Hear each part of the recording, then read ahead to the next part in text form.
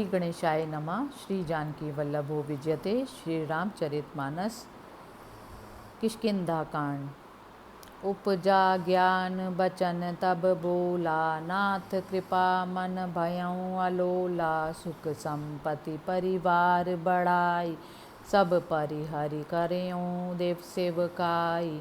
जब उन्हें ज्ञान हुआ तब वे बोले, हे नाथ, आपकी कृपा से अब मेरा मन शांत और हो गया। सुख संपत्ति परिवार और बड़ाई बड़प्पन सबको तिलांजलि देकर मैं आपकी सेवा करूँगा। ये सब राम भगत के बाधक, कहें संत तब पद अवराधक। शत्रु मित्र सुख दुख जग माही, माया कृत परमारथ नाही। कारण कि आपके चरणों की उपासना करने वाले संत कहते हैं कि ये सब सुख संपत्ति परिवार बड़ाई आदि राम भक्ति के बाधक हैं। जगत में जितने भी शत्रु मित्र सुख दुख हैं, सब के सब माया द्वारा रचित हैं, परमार्थता कुछ भी नहीं हैं। बाली परम हित जासु प्रसादा, मिले हूँ राम तुम समन विषादा। सपने जे ही सन होई लराई, जागे समुझत मन सकुचाई। हे श्री राम, बाली तो मेरा परम हितैषी है, जिसकी कृपा से शोक का निवारण करने वाले आप मुझे मिल सके, और जिसके साथ यदि जब सपने में भी लड़ाई हो तो जागने पर उस की याद से मन में संकोच होगा कि सपने में भी मैं उससे क्यों लड़ा।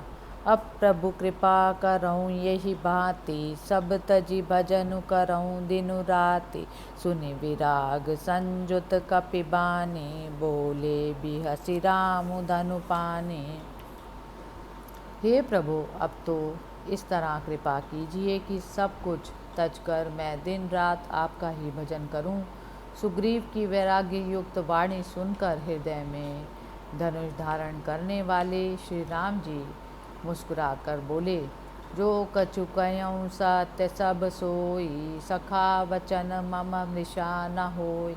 नट मर कट इब सबहि नचावत, राम खगेश वेद अस गावत।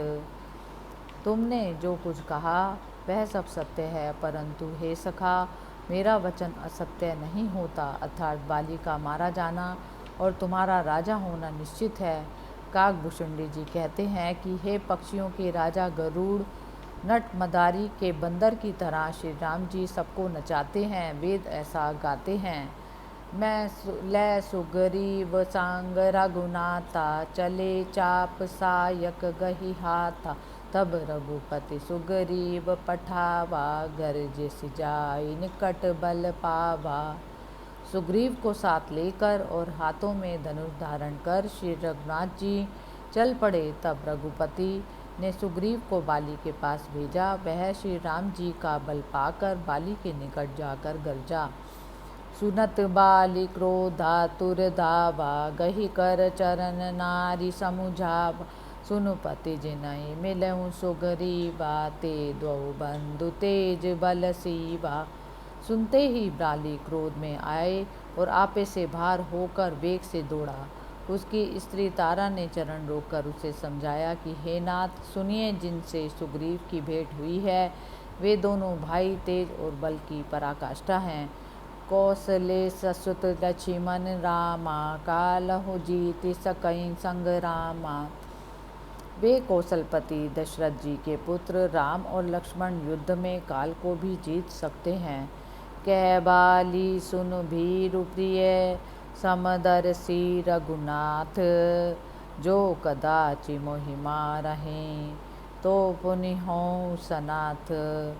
मंगल भवन अमंगल हारी, द्रवसु दशरथ अजिर बिहारी। बाली ने कहा, हे भीरु प्रिय, सुनो, श्री रघुनाथ जी समदर्शी हैं। यदि कदाचित मैं मारा गया तो भी मैं सनाथ हो जाऊंगा, मोक्ष पालूंगा। अस कही चला महाअभिमानी, तृण समान सुग्रीव वही जानी। बिरे उभऊँ बाली अति तरजा, मुठिका मारी महाधुनि गरजा। ऐसा कहकर वह घोर अभिमानी बाली सुग्रीव को तिनका जैसा मानकर चला। दोनों परस्पर भिड़ गए। बाली ने सुग्रीव को बहुत धमकाया और घूसा मारकर जोर की ध्वनि करता हुआ गरजा। तब सुग्रीव विकल होई भागा, मुष्टि प्रहार वज्र सम लाग। मैं जो कहा रघुबीर कृपाला, बंधु न होई मोर यह काला। तब सुग्रीव व्याकुल होकर बाहर खड़ा हुआ। घूंसे की चोट उसे वृक्ष के समान लगी। उसने आकर कहा, हे कृपाल रघुवीर, मैंने आपसे कहा था ना कि हाली मेरा भाई नहीं काल है। हे कुरूप तुम भ्राता दो, तेहि भ्रम ते नहीं मार्यों सो। कर पर सा सुग्रीव शरीरा, तनु भाकुलिस गई सब पीरा।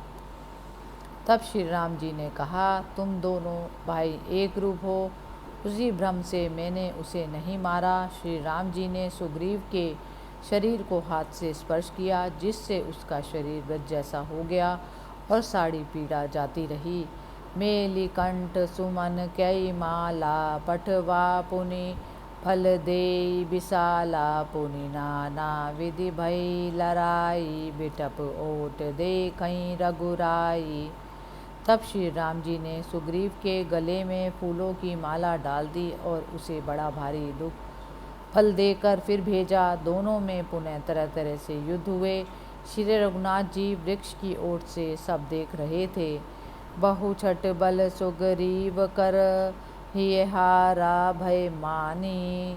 मारा बाली राम तब, हृदय माज सरतानी। मंगल भवन अमंगल हारी, द्रव उस दशरथ अजिर बिहारी।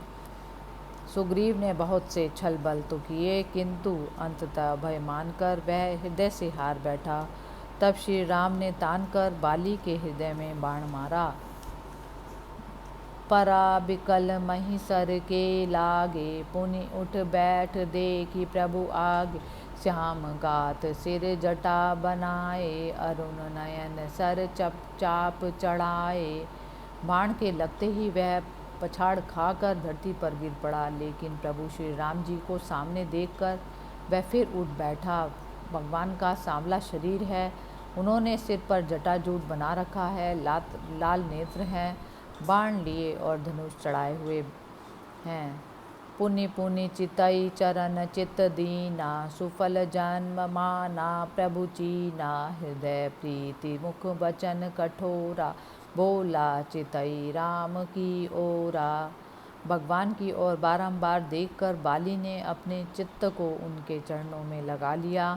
प्रभु को चीनकर उसने अपना जन्म सुफल बनाया।